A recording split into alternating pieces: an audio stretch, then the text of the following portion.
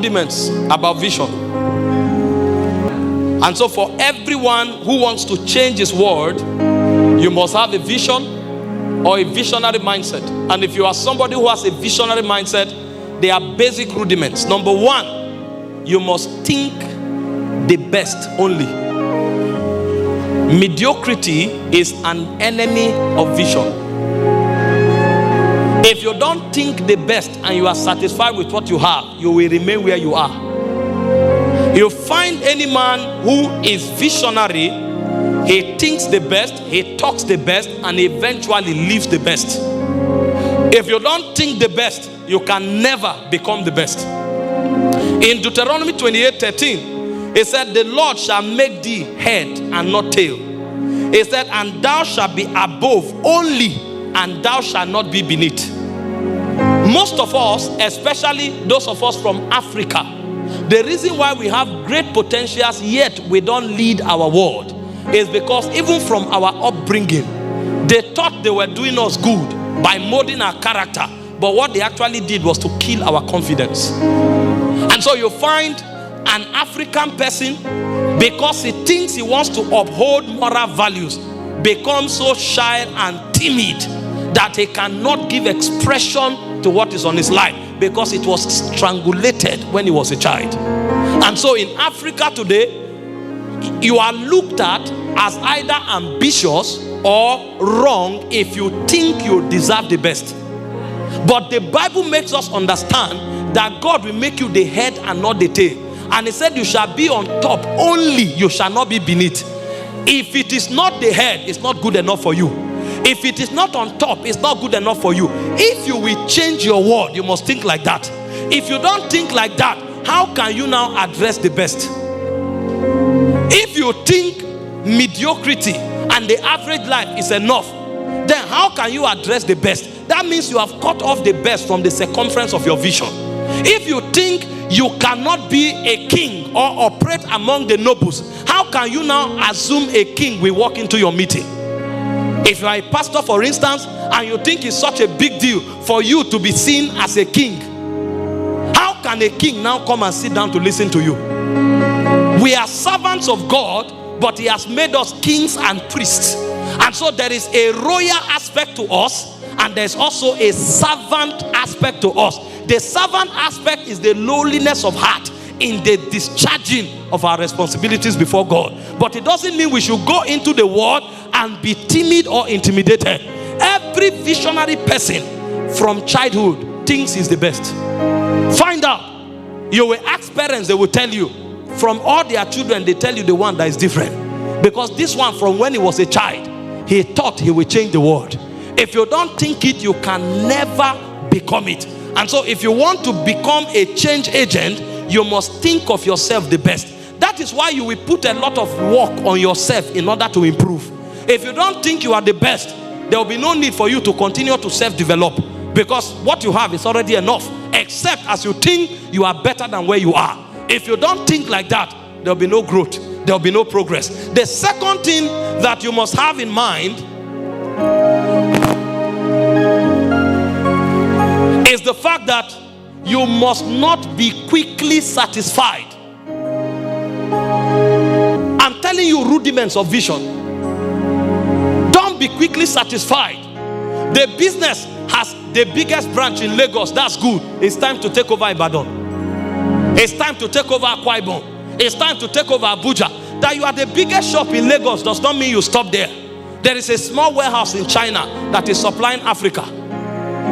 So don't be quickly satisfied with where you are. Thank God for where you are, but there's more. And this is not ambition. This is how God thinks. I show you a scripture quickly. Joshua 13 verse 1.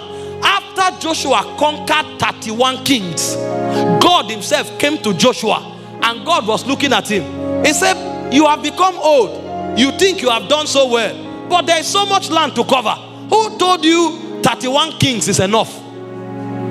Do you know what it means to conquer 31 kings? That's 31 kingdoms. That's 31 nations. A man subdued 31 nations in his lifetime. And God came to tell him, you are old and stricken in age. Now, see the massive land that you have not yet covered. The question is, was God not seeing the ones he has achieved? The ones you have achieved is already past. you don't look at your past, you look at your future. You find a visionary person, he is never satisfied.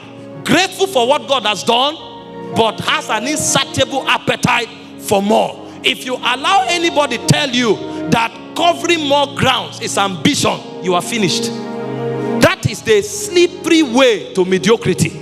Because whatever it is you have done, many have done before. And the reason God brought you on the scene now is because there are virgin dimension God wants to conquer.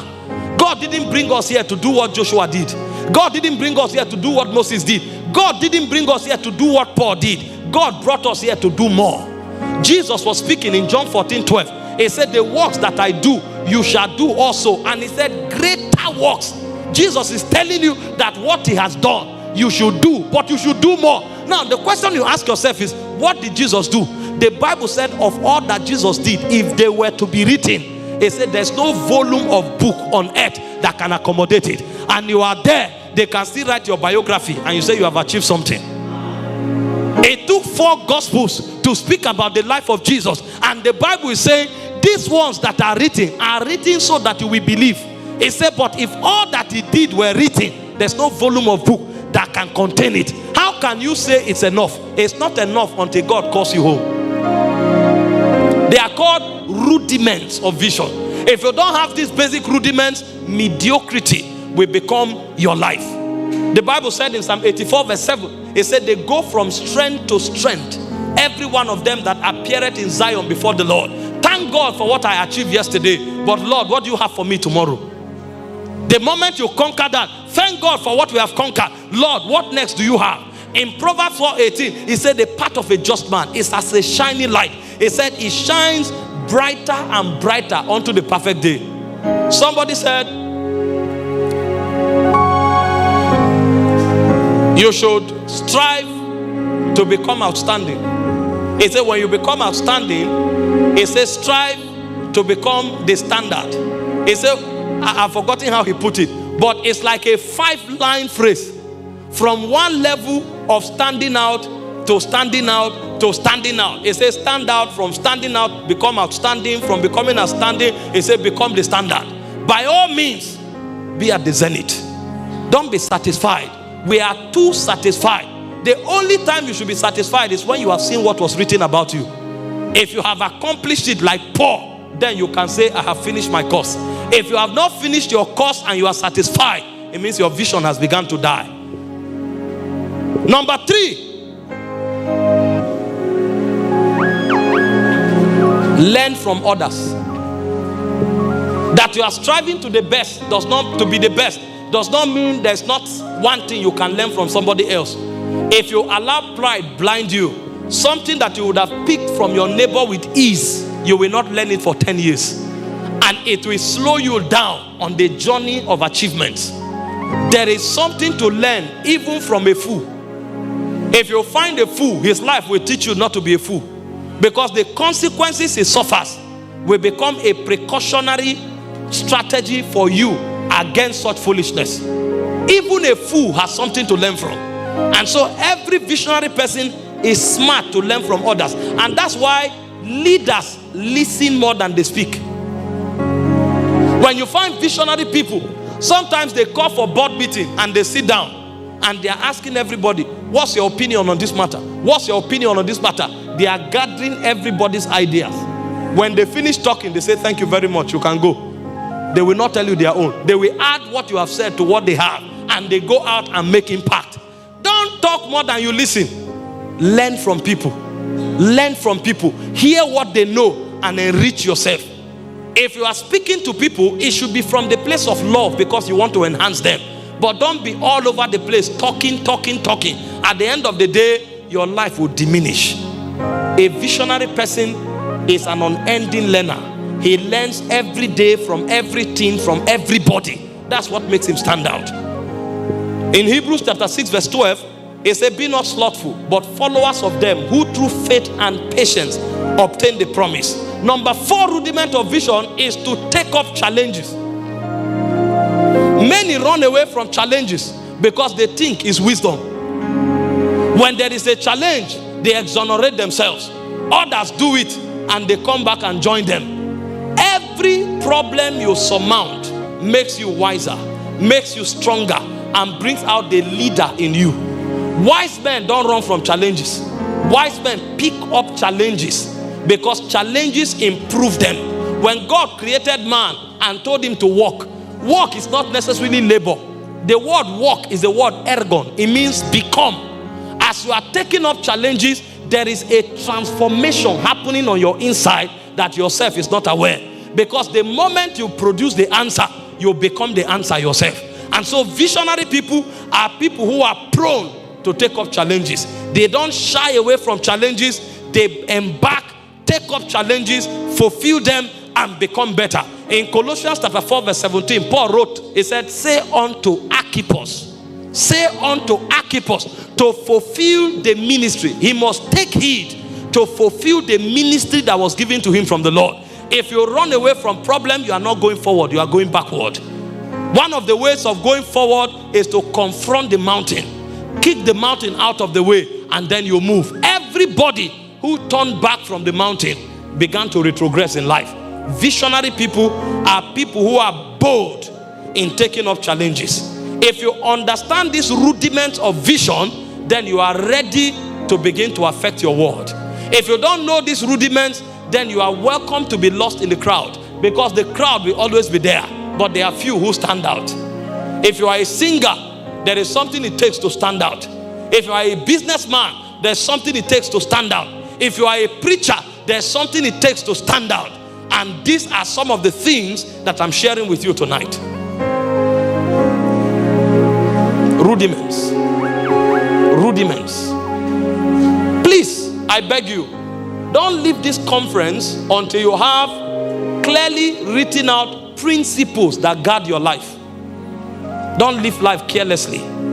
You may think you are young, because most of us here are young. Before you know what is happening, a decade will pass, and you will know that a phase of your life has gone forever. Ask those who are 40 here, they will tell you. Once upon a time, they were clocking 30 from their 20s. They thought life was a bed of roses. They have entered a new phase where everybody is looking at them, expecting them to offer something to their generation. When you are 20, people can still look at you and give you something, because they know you are still growing. When you are 30, people can look at you and say, okay, you are gaining mastery. There is a way the size of your face become to prove that now you are 40.